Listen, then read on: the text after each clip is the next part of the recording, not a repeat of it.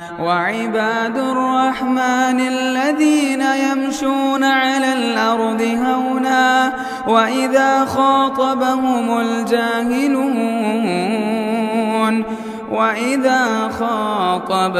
الجاهلون قالوا سلاما. السلام علیکم ورحمۃ اللہ وبرکاتہ. الحمد للہ رب العالمین والصلاة والسلام علی سید الانبیاء والمرسلین اما بعد. اللہم صلی علی محمد وعلی آل محمد کما صلیت علی ابراہیم وعلی آل ابراہیم انک حمید مجید. اللہم بارک علی محمد وعلی آل محمد کما بارکت علی ابراہیم وعلی آل ابراہیم انک حمید مجید. میرے اسلامی بھائیوں، پچھلے ایپیسوڈ میں ہم نے آپ کے سامنے ان باتوں کو پیش کیے تھے کہ اللہ کے نبی صلی اللہ علیہ وسلم اور حضرت ابوبکر صدیق رضی اللہ عنہ مکی لشکر کا پتہ لگانے کے لیے گئے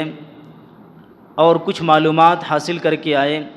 اور اس کے بعد اللہ کے نبی صلی اللہ علیہ وسلم نے 3 صحابہ کرام کو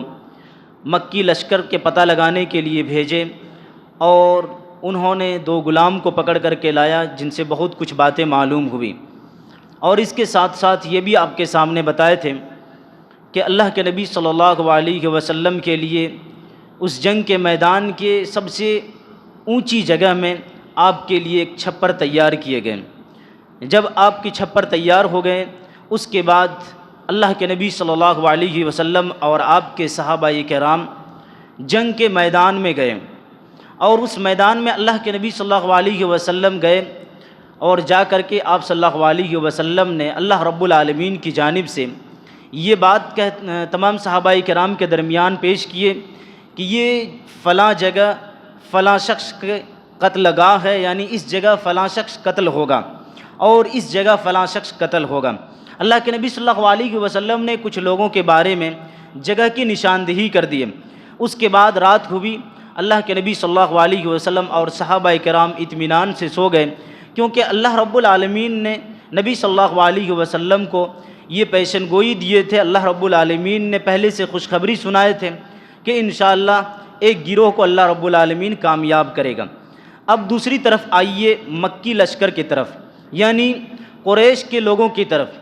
قریش کے لوگ چونکہ بارش زیادہ ہو گئی تھی، اس لیے اب وہ لوگ اسی وقت وہاں سے جو ہے بدر کے میدان کے قریب نہیں آ سکا، اور اس میدان میں جو ہے بارش کی وجہ سے وہ لوگ اس رات کو وہاں سے نہیں نکل سکے. تو بارش کے ختم ہونے کے بعد رات ان لوگوں نے وہی ٹیلے کے پیچھے میں گزار دی، اور صبح کے وقت وہ لوگ لشکر کو لے کر کے میدان بدر میں آتے ہیں. اور اللہ کے نبی صلی اللہ علیہ وسلم جب وہ لوگ آتے ہوئے دیکھتے ہیں تو اللہ کے نبی صلی اللہ علیہ وسلم کہ حوض جو نبی صلی اللہ علیہ وسلم کے صحابہ نے تیار کیے تھے،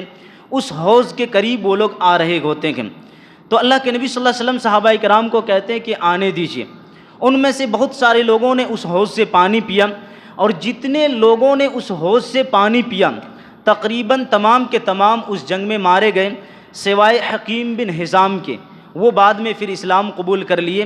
اور بہت پکے مسلمان بن گئے. اور اسی وجہ سے جب وہ بھی کسی معاملے میں سخت قسم کھاتے تھے تو کہتے لا والذی نجانی من یوم بدر، نہیں اللہ کی قسم، اس ذات کی قسم کہ جس نے مجھے بدر کے میدان میں نجات دی. تو اسی قسم کے ذریعے سے وہ قسم اٹھایا کرتے تھے. بہرحال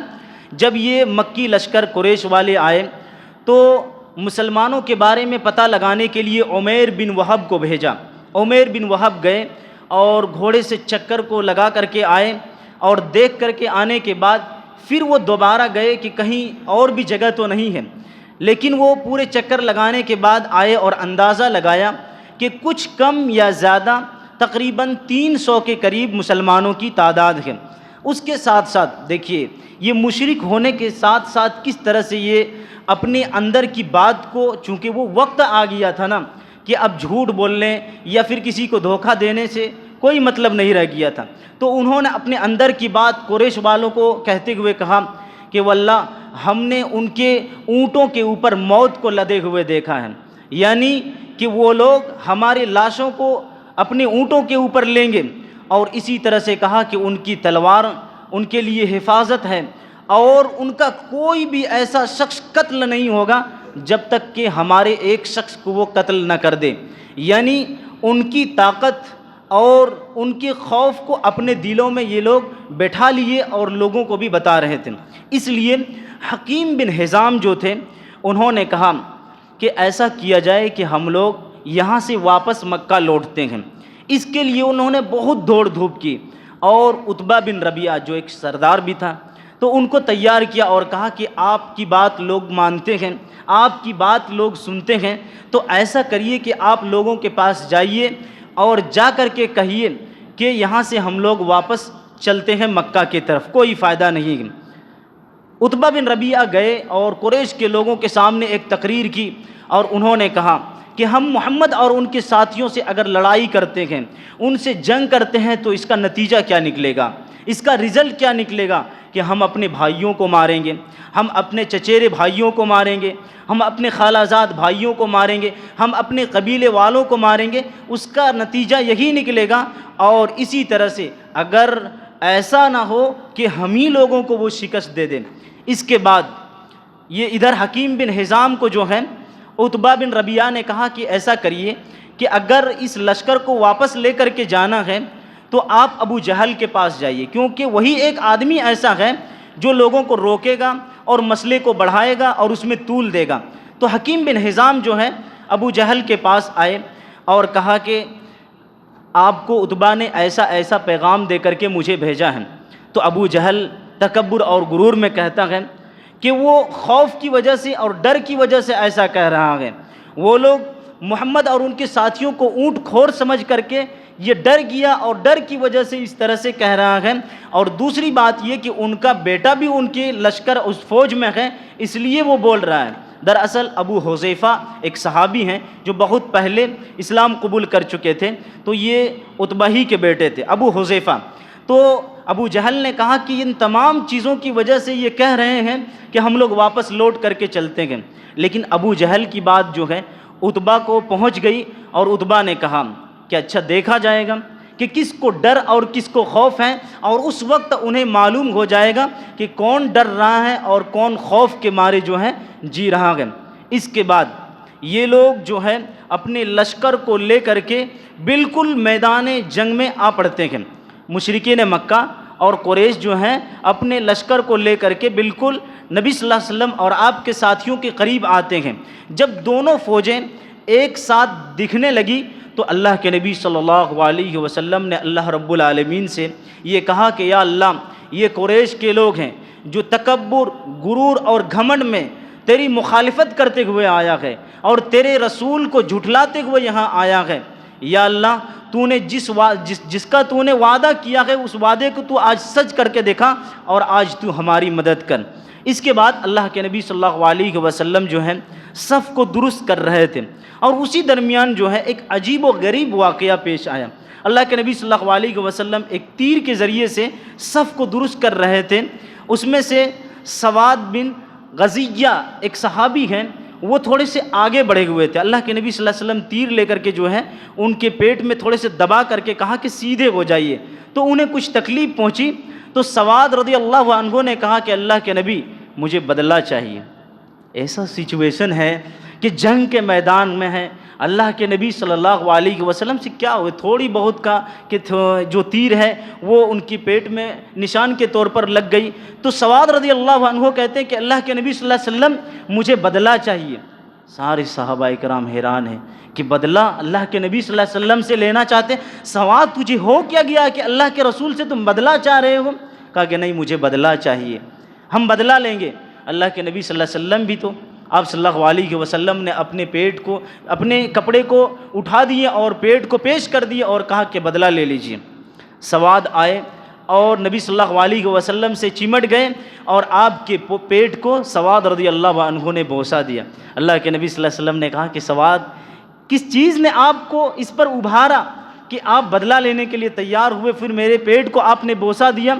کہا اللہ کے رسول یہ ایک ایسا موقع ہے کہ معلوم نہیں کہ ہم جئیں گے کہ اس دنیا سے چلے جائیں گے، معلوم نہیں، اور ہم چاہتے ہیں کہ آپ کے جسم اطہر کو چھوتے ہوئے جائیں، آپ کے جسم اطہر کو ہم چھوتے ہوئے جائیں، اسی لیے ہم آپ کے پیٹ کو بوسہ دیے۔ اس کے بعد اللہ کے نبی صلی اللہ علیہ وسلم نے ان کے لیے خیر کی دعا کی۔ آپ صلی اللہ علیہ وسلم سب کو نصیحت کر رہے ہیں اور ہدایت دے رہے ہیں۔ اس کے بعد آپ صلی اللہ علیہ وسلم نے کہا کہ جب وہ لوگ آئیں گے اور تمہارے سامنے آ جائیں گے، وہ فوج آ جائے گی، اور جب تک میں کوئی حکم آخری نہ دے دوں اس وقت تک تم ان پر حملہ نہ کرنا، اور یاد رکھنا کہ اپنے تیروں کو تم بچائے ہوئے رکھنا، فضول میں اپنے تیر کو نہ چلانا، جب وہ بالکل تمہارے قریب آ جائے تب اپنے تیر کو چلانا، اور جب وہ تمہارے اور زیادہ قریب آ جائے تب تم اپنے تلواروں کو چلانا۔ یہ نصیحت کر کے اللہ کے نبی صلی اللہ علیہ وسلم اور حضرت ابو بکر صدیق رضی اللہ عنہ وہ چھپر جو اللہ کے نبی صلی اللہ علیہ وسلم کے لیے اونچے ٹیلے پر تیار کیے گئے تھے، آپ صلی اللہ علیہ وسلم اس چھپر میں چلے جاتے ہیں جہاں سے تمام اس میدان کو، جہاں سے تمام میدان کو اللہ کے نبی صلی اللہ علیہ وسلم دیکھ سکتے تھے۔ اس کے بعد اس جنگ میں، جنگ بدر میں جو سب سے پہلا قتل ہوا وہ اسود بن عبد الاسد ہے۔ اسود بن عبد الاسد ہے۔ ہوا یوں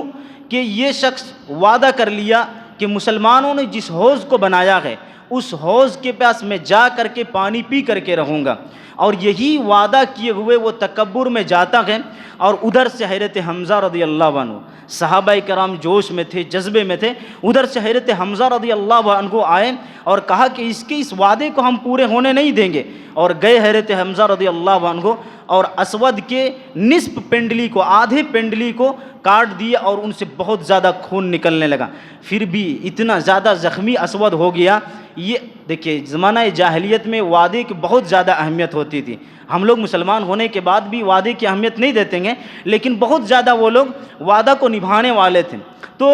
وہ شخص اپنے وعدے کو نبھانے کے لیے کتنا دور جاتا ہے، جان حلق میں ہے اور ان کی پنڈلی جو ہے کٹ چکی ہے، خون بہہ رہے ہیں، لیکن پھر بھی وہ